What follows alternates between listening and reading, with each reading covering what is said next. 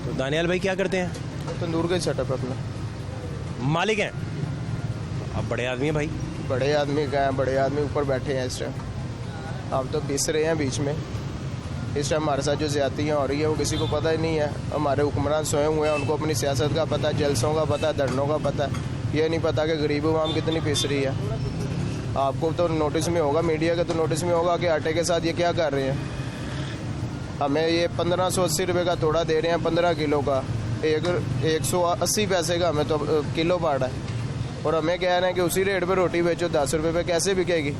980 का 20 किलो का मिल रहा है, उसमें हम 10 रुपये पे रोटी सेल कर रहे हैं। और 15 किलो का 1580 का लेके हम 10 में कैसे रोटी सेल कर लेंगे? आटे की बोरी थी, उसका ख़त्म किया इन्होंने, फ़ाइन पे कसर निकाल दिया। इस टाइम 9000 तक बोरी ले गए हैं ये उठा के। 7500 से उठाई है इन्होंने। 7500 पे 20 रुपये का नान था, अब 9000 पे हम 20 रुपये का कैसे बेचें? बड़े आदमी तो हम तब हो ना, हमें कोई रिलीफ मिले, हमें कोई चीज़ मिले, हमें कोई रात को आमदन हमारे हाथ में आए, हमें पता चले कि यार हमें आज ये कुछ बचत हुई है, आज घर में बच्चों के लिए कोई अच्छी चीज़ लेके जाए। और रात को जब हिसाब करते हैं, इकट्ठा करते हैं, देखते हैं बचा गया हमें, फिर देखते हैं अब क्या करें। अभी हमारी एसोसिएशन है, उन्होंने भेजी आगे समरी, अगर तो वो रेट कम करें या फिर हमें मजबूरन नान रोटी का रेट बढ़ाना पड़ेगा, या तो हमें फ़ाइन में रिलीफ दें, आटे में रिलीफ दें। दुकानदार के पास जाते हैं, वो आटा नहीं देता, मिल में जाते हैं, मिल वाले कहते हैं जी हमें तंदूर वालों को इजाज़त नहीं है आटा देने की। क्यों इजाज़त नहीं है जी? जबकि तंदूर वालों के नाम पे उन्होंने रिलीफ फंड निकाला कि तंदूर वालों को ये रिलीफ दिया जाएगा, उनको सस्ता आटा दिया जाएगा, वो सस्ती रोटी बेचेंगे। जब तंदूर वाले मिल में जाते हैं, वो कहते हैं जी हमें ऑर्डर नहीं है जी मालकान की तरफ से कि तंदूर वालों को आटा दिया जाए। हम फिर गाहक के साथ 15 किलो का तोड़ा लेके हम 1580 रुपये का 10 रुपये में कैसे सेल करेंगे? हमें मजबूरन रोटी का रेट बढ़ाना पड़ेगा। आपके भी समझ में आ रहा है कि 980 का 20 किलो का मिल रहा है और 1580 रुपये का 15 किलो का मिल रहा है। हमें वही रेट पे उसी से बढ़कर रेट और 5 किलो आटा भी कम, हम कैसे सेल कर लेंगे?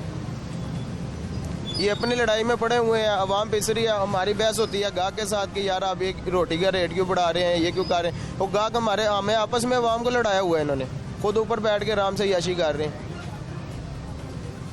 आपको इजाज़त नहीं होगी ना कि रोटी का रेट आप बढ़ा सकें या नान बढ़ा सकें? कि हमें इजाज़त नहीं है, हमारे पास मजिस्ट्रेट आएगा, हमें आगे जुर्माना करके चला जाएगा। वो ये नहीं देखेगा कि यार इनके साथ हो क्या रहा है। बेचने वाले भी यही हैं। डीसी ऑफिस से नोटिस चलता है ना, डीसी ऑफिस से मजिस्ट्रेट को मिलता है, वो मजिस्ट्रेट आता है, चुप करके जाके हमारा चलान करके 10,000 का 15,000 का करके वो चले जाते हैं। हमें पूछने वाला कोई नहीं है। लवारस महंगा हुआ, आटे की कीमत तो मजीद बढ़ने वाली है। जाहिर सी बात है बढ़ेगी, हम क्या करेंगे फिर? यही तो चीज़, वही बात कर रहे हैं ना कि हुकूमत से हम यही पूछ रहे हैं कि हम क्या करेंगे फिर?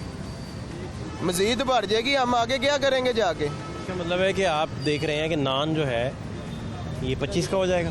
25 का नहीं 30 का होगा अगर ये रेट रहा।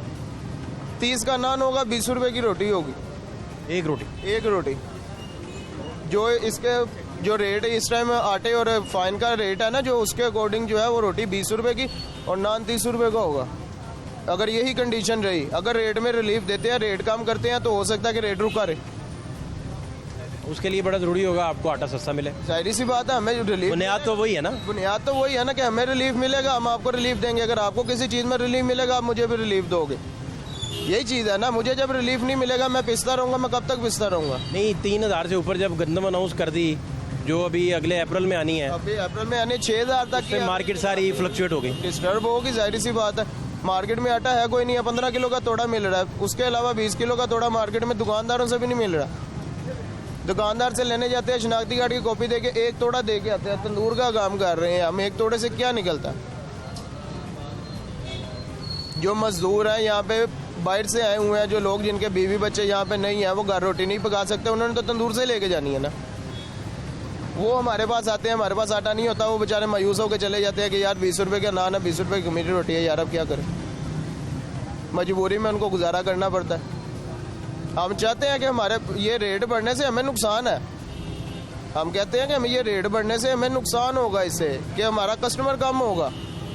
हम ये कह रहे हैं कि फ़ाइन में आटे में कोई रेट में कमी करें, ये बजाय हमारे ये नान रोटी के रेट बढ़ाने के, फ़ाइन के रेट में, आटे के रेट में कोई कमी करें, ताकि हमारा कस्टमर रेगुलर चलता रहे। अब 30 रुपये का नान हमें भी समझ में आता है कि गाहक एक दफ़ा खींच पड़ेगी गाहक को 30 रुपये का नान लेते हुए, हमारा कस्टमर डिस्टर्ब होगा। नहीं, वो 30 रुपये का नान अफोर्ड ही नहीं कर सकता, वही बात कर रहे हैं ना, क्योंकि आपके पास तो आना ही मजदूरों ने ज़्यादा है, मजदूरों ने ज़्यादा जो परदेसी हैं वही आते हैं, उनकी अफोर्डेबिलिटी नहीं है। जाहिर सी बात है अफोर्डेबिलिटी नहीं है, हमारा कारोबार कम होगा, हमारे कारोबार को इफेक्ट होगा, हमारा कारोबार डिस्टर्ब होगा उनकी वजह से। हम ये कह रहे हैं कि रेट हमें ना बढ़ाना पड़े, हमें कोई फ़ाइन में रिलीफ दे दें, ये आटे के में रिलीफ दे दें, जिसकी वजह से हमारा रेट टिका रहे, हमारा रेट बढ़े ना। हम तो खुद चाहते हैं कि रेट बढ़े ना, हमारा रेट वही रहे, लेकिन हमें आटे फाइन में कोई रिलीफ दे। लेकिन अगर नहीं देंगे तो फिर मजबूरन हमें बढ़ाना पड़ेगा, मजबूरन हमें कुछ ना कुछ करना पड़ेगा, मुतबादल करना पड़ेगा। यानी कि आप कुछ दिनों में फिर सड़कों पे ही नजर आ रहे हैं। जाहिर सी बात है, आपको एहतजाज करना पड़ेगा। जैसे पहले निकले थे फिर दोबारा निकलना पड़ेगा एक दफ़ा, मजबूरी है, क्या करें फिर। बच्चे भूखे नहीं मार सकते, घर वाले भूखे नहीं मार सकते। हम भी कमाने के लिए आए हैं, कारोबार किया, मेहनत कर रहे हैं, कमाने के लिए कर रहे हैं। सारा दिन मेहनत करके जब रात को साफ करे कुछ मिले ना तो फिर तकलीफ तो होगी ना।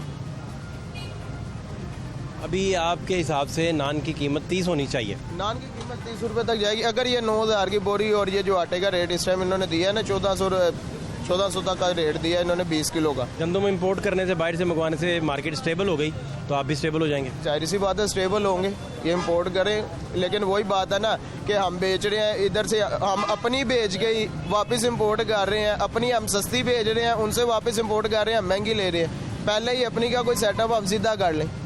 ये तीसरा साल है, ये माशाल्लाह अलीम खान साहब आए हैं, तीसरा साल है, इन्हीं के दौर के 3 साल देख लें गंदम का रेट बढ़ा है, इन्हीं के 3 साल के दौर के अंदर अंदर गंदम का रेट बढ़ा है। इससे पहले इतना ऊपर नहीं किया जाता था, 1600 तक जाता था, ज़्यादा भी ऊपर जाता है, 1600 तक जाता है। इन 3 साल के अंदर 4 साल के अंदर जब तक अलीम खान साहब ये रहे हैं ना इस पोस्ट के ऊपर, इसमें फील्ड के अंदर रहे हैं, उनके आने के बाद ये रेट ऊपर को जाता ही गया, नीचे नहीं आया, ऊपर को ही गया।